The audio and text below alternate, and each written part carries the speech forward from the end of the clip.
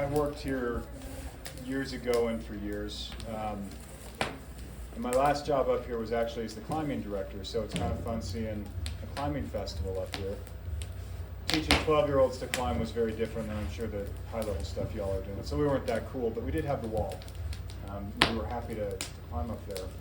I'm going to tell you a ghost story that we used to tell the scouts, and then I'm going to tell you a legend. Make of it what you will if you think it's truthful. We all thought it was truthful, and when you're up here, it's easy to believe in anything. So, as you know, a lot of the stuff here is old. This building, 1930s. There was a lot of activity here in the 1930s. There was a lot of construction going on. That was the Depression, right? And so there were a lot of make-work programs, a lot of organizations like the Civilian Conservation Corps, Works Progress Administration, giving people jobs. How many of y'all drove up from Camas, right? You drove by the Provo River Tunnel, right? The Duchesne River Tunnel, you see that? So back in the 1930s, the idea was they needed to take more water from the Duchesne system because there weren't as many people in Duchesne and bring it to Provo, where the people were in the Wasatch Front. This was a huge project, building this water diversion tunnel all the way across the Uintas, and it was the perfect thing for the Civilian Conservation Corps because it would employ hundreds of people for several years, just digging, building. And one of the things that they really needed workers for were people who know how to do mining, because they were cutting through tunnels, and especially people who knew how to handle dynamite. And one of the young men that got hired to work on the tunnel was a man by the name of Hyrum. Now, I've heard different accounts of what his last name was. I've heard Smith, I've heard Young, I've heard Jones, I've heard Lloyd. I think it's probably one of those other two because there were a lot of Welsh miners because he came from Price. And he was a coal miner. Not a lot is known about Hyrum. It's believed that he lied about his age so he could enlist, and he served in World War I. It's thought that maybe he saw action and perhaps he was wounded, but no one was quite sure. But what they do know is that Hyrum got hired to help dig the tunnel up here. The foreman was an older man by the name of George, maybe in his mid-40s, and he had a young wife named Sarah. And Sarah was a very beautiful young woman, but she was very, very sad. And she was just sort of known as being one of these melancholy type persons. George and Sarah lived in a cabin near the dig site. And that cabin is actually still there. If you stop and you get off at the Provo River Tunnel on your way home, there's an old cabin built in the 1920s. That's where they lived. That's where the foreman of the project lived. Well, Hyrum and Sarah met. And it must have been love at first sight because pretty quickly they were having an affair. And the way Sarah would know that Hyrum was around, that he wasn't miles away digging, was she would look up in the woods above the cabin and she would see either a green light or a red light. Coal miners in particular, put colored lenses on top of their lanterns as a way to communicate to each other deep in the coal mine shafts. Now Hyrum, because he was a blast engineer, would have been using explosive materials, and when he was further in the mine, he would turn the red light to the people behind him so they would know blasting, don't come. And he would turn his green light so they would know it's all clear, you can come and work. And so Sarah, when she looked up in the woods, she'd see either the red light or the green light. Red light is, I can't come in tonight. Green light is, we can get together. Well, Sarah was the happiest she had ever been that summer. Everyone remarked on it. It was just a great change. George got suspicious, and it didn't take him too long to figure out what was going on. And so one night near the end of the season, he sent Hyrum deep into the blast tunnel. He said, we got to make this cut. It'll be the last one before the snows come. And mysteriously, the charge went before Hyrum could get out. Well, of course, the rescue crews came and they never found anything, but they never found any sign of him. They did find a half-broken pickaxe, and they did find what looked like it may have been an escape tunnel that someone had dug, but it didn't look like it had been completed, or perhaps it had caved in. But they figured that was it for Hyrum, that he was buried in the tunnel, and they sent him on his way and continued on the dig. Well, the snows came, and some of the ranchers and the herders who lived in the Camas area started noticing sometimes at night they'd hear their sheepdogs fussing and whining, and they'd come out and they'd notice a sheep was missing, but they wouldn't see any sign for like a wolf or a coyote. They thought it was strange, but then a few of them started saying they thought maybe they'd seen green and red lights moving up in the hills above them. They weren't ever sure, but they thought that perhaps they saw it. As this fall turned into winter, it turned out Sarah was pregnant. And the pregnancy developed over the winter, and the following spring came, the dig wasn't done yet. All throughout the winter, people were still seeing this report of this green and red light kind of off in the distance around the sheep, cattle herds, the sheep pens. And then people on the dig site, when they'd go to the foreman's house, sometimes at night they'd notice they'd see the green and the red light off in the distance. It was always kind of whispered, did you see that? Am I the only one who saw that? No one ever knew. Well, spring came and summer came, and Sarah came to term, but fortunately she died in childbirth, and the child died shortly thereafter, and they buried her and the child in the Camas cemetery.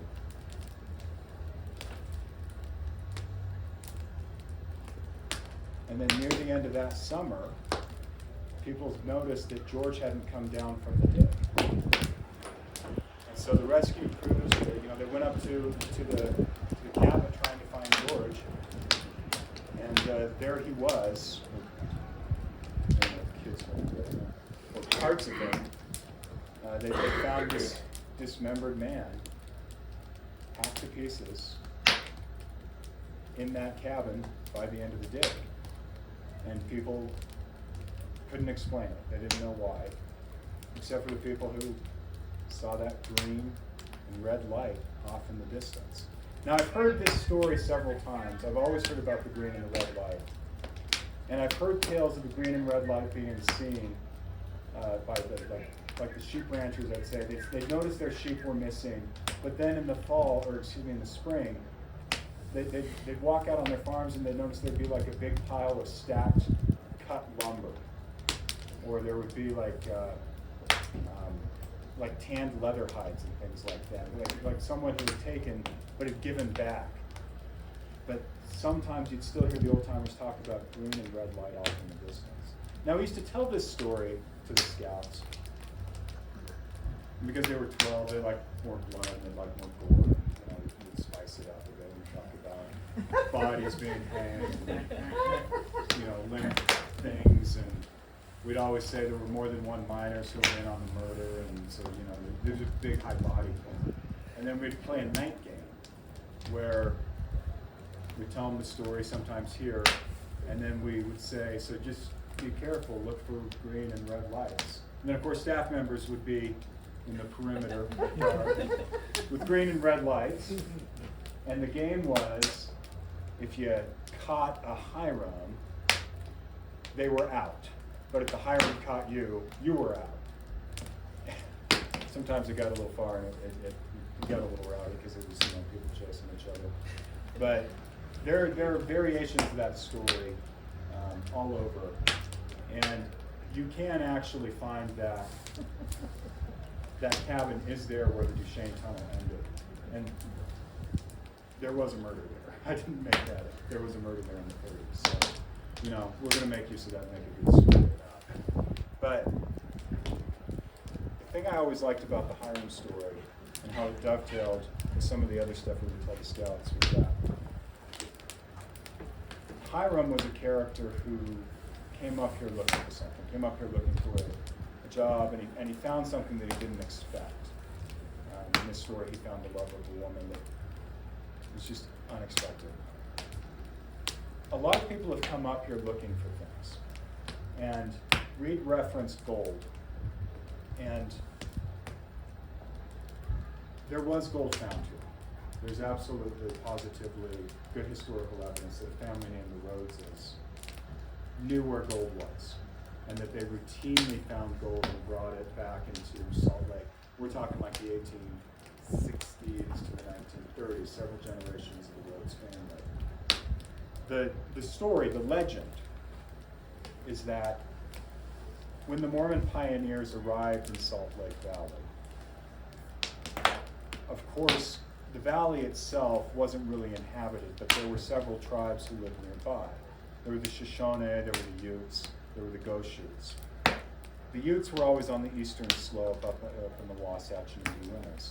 And for whatever reason, the early Mormon settlers and the Utes had a much better relationship. In fact, a prominent leader of the Utes named Wakara became good friends with Brigham Young and actually ended up converting. And he was known as Walker, and you can still see, his legacy. We have like Wakara Way up by the University of Utah. We have several places named Wakara, Chief Walker. And he was sort of instrumental in helping the early settlers and the existing tribes make peace. The story is that near the end of his life, he told Brigham Young, choose one man you trust, and I will show him a secret that you can then use for the benefit of the people, of the Utes, of the people here in Utah, of the Mormons coming in. And the story is that Brigham Young chose a man by the name of Thomas Rhoades.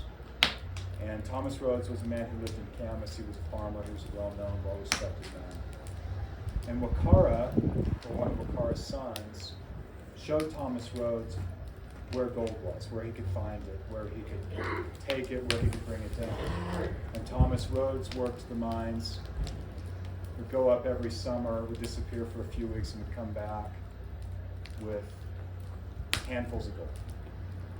And then when he died, he passed that location on to his son, Caleb.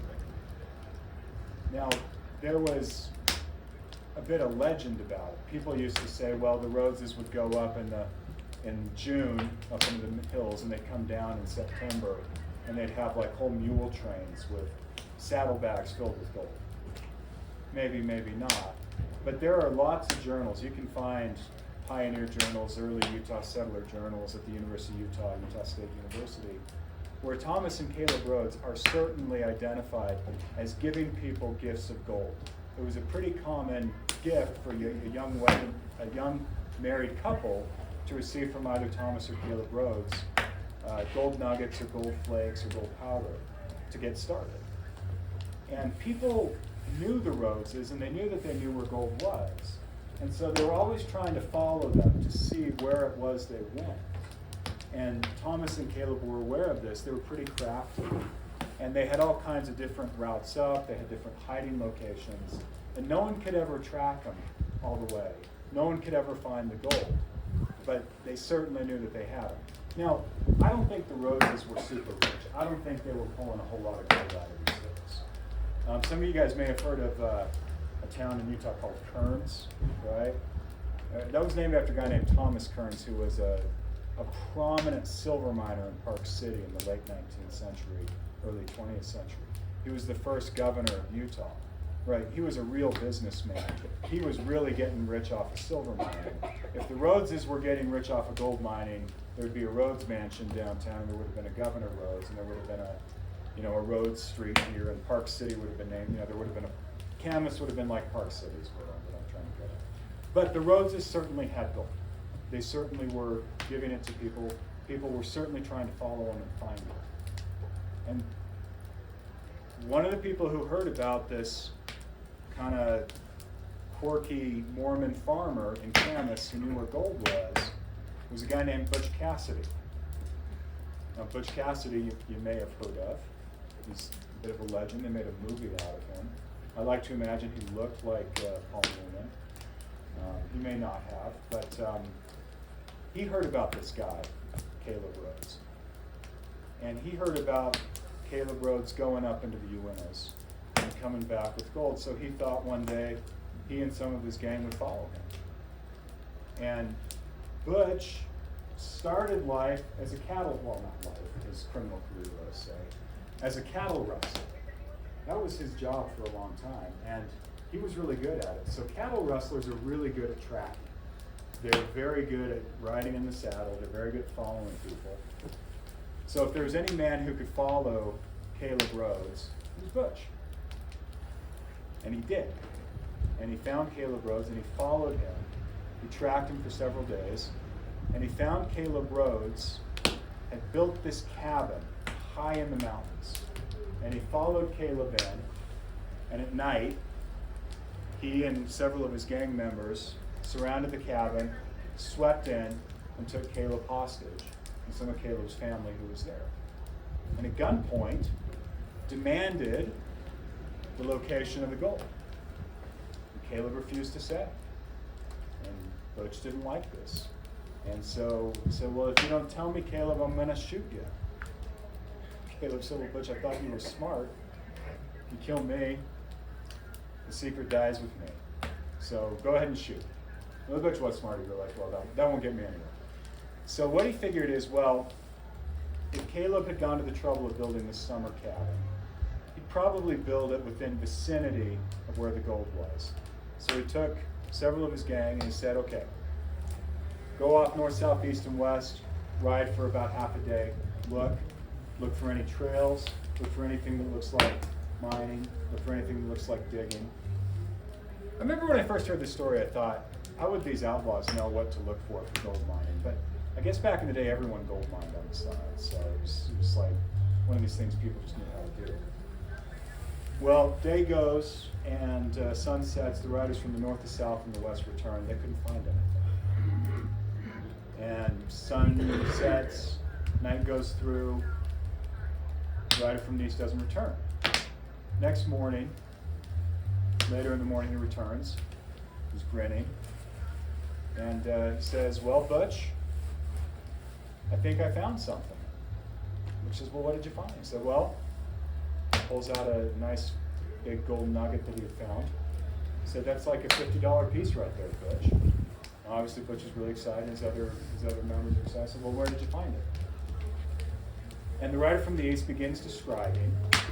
And then he stops short. And he grins. And he reaches for his pistol. And it's a law of nature. When one outlaw goes for a pistol, they all do. And there was a shootout between the members of Butch Cassidy's gang. Several members got shot. Butch must have got away because, as we all know, he died in Bolivia, according to the movie. That's what happened to him. But there's a shootout, and in the shootout, Caleb is able to escape, makes his way out. And no one is ever able to find it again. And he dies, and the secret dies with him. But, one of the outlaws made it out. And he left a journal. It was found, and it made its way to the Utah State Historical Archives. And he described this shootout in his journal. And he described the location of the cabin. And he said the cabin was built on the shore of a heart-shaped lake in an area surrounded by mountains. And if the tale is to be believed, where Caleb Rhoades' gold was about a day's ride to the east. Now, I find it pretty interesting that if you go about 4 or 5 miles as the crow flies to the east, there's a place called Gold Hill. You can actually drive up Gold Hill Road. There's a mountain named Gold Hill, and it loops around, and you can go back to, what's that reservoir down there? Whitney, yeah. So there is a place called Gold Hill, and in terms of the distance and the time, that seems to be about the right location from Camp Steiner. Now, what I say that is Scout Lake used to be called Heart Lake. That's how it appears in all the old maps. And if you come at it from the west, from Kansas, like Caleb Rhoades would have, it does look like a Valentine heart. How many of you guys have been up to Lofty Lake? Yeah, if you come down Lofty Lake and you catch it at the right angle, it really does look like a Valentine heart from certain areas of the sun. And certainly it used to be called Heart Lake. Now, Reed mentioned the cabin that was torn down in the 1970s over at the amphitheater, which is just about, 250 yards that way. Actually, it's probably further distances off, don't ask me. But if you all go over to the amphitheater, you get this wonderful view of Bald Mountain and Reed's Peak. And then if you look at some of the hills around here, you can imagine this place being an area surrounded by castles. And in fact, you go about 3/4 of a mile that way, there's one of our old campsites called Wilderness. There's a trail behind Wilderness that goes down a very gentle grade, and it kind of goes through some cliffs. There's a lake down there called Castle Lake.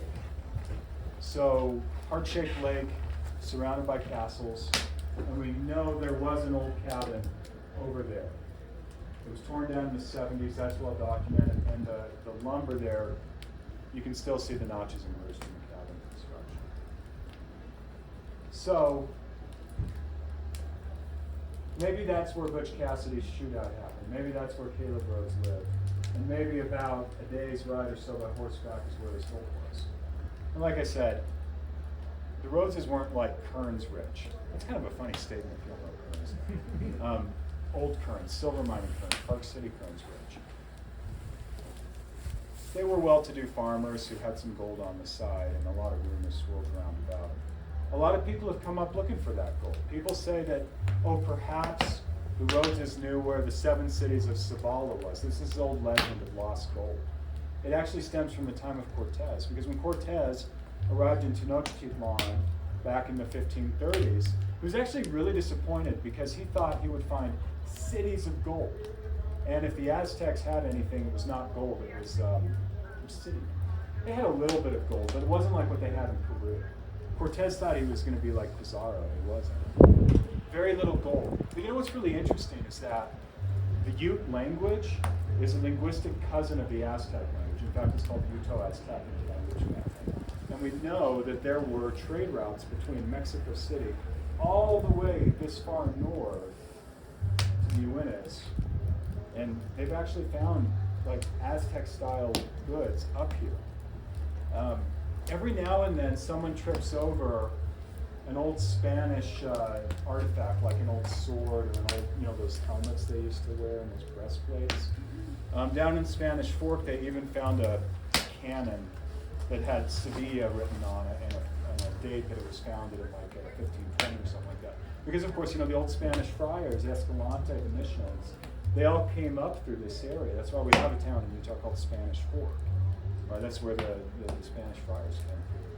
And they were searching, they were just exploring some of them. Some of them were searching for gold, the 7 cities of Cibola, and a lot of people thought that this is where the gold was. And a lot of people have come up and looked for it and come up empty, found nothing. Now, I don't know how much the Rhoadeses had. It probably wasn't much. There certainly is gold up here. It's been found. We know. But to me, it's the fool's gold, right? What was found here. Because if you think about what people have found here over the years, it's worth so much more than a handful or two of gold nuggets. That $50 piece that man died for, that got shot by Butch Cassidy for. They've been doing scout camp here. They did it for about 89 years. Each summer, a few thousand boys came up here and learned outdoor skills, made good friends, cooked their own food and survived it. Learned those skills, made friendships, made memories. Any of y'all ever camp here as a scout? Yeah, you probably remember your whole lives. So many tens of thousands of boys had their lives touched here. And now this area is in a new chapter, right? It's now going to be open to all youth and all kinds of groups. Now we've got groups like y'all here. I never in all the years I worked here imagined that we would, frankly, have boot search. That was not allowed by the Scouts, the Boy Scouts in America. But we're so happy that y'all are here. We hope that you find something here that is unexpected. Learn a new knot. I guess you guys probably all know your knots. That's pretty basic stuff, right? Hopefully none of you ever learned a knot. Well, maybe, man.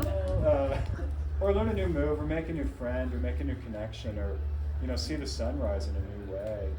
Or if nothing else, just, life is hectic. Just get away from it all for a weekend. Right? To me, that's the goal. That's the real goal. And so the legend I always thought was really nice, and I always enjoyed telling people about it. But I said, it sounds cliche, but it's so true. Like, the treasure is just the friendships and the time and the memories and the skills. That's the goal up here. So, hope you feel a little bit of that. We've been running camps up here since 1930. You've got a legacy that you get to enjoy here. Look around at some of the names. I know some of these people, most of these people. This stuff was carved in 1952. These logs were laid in 1933, 1934. This place is special, and it's all of ours now. So we're so glad you're here. Thank you for that.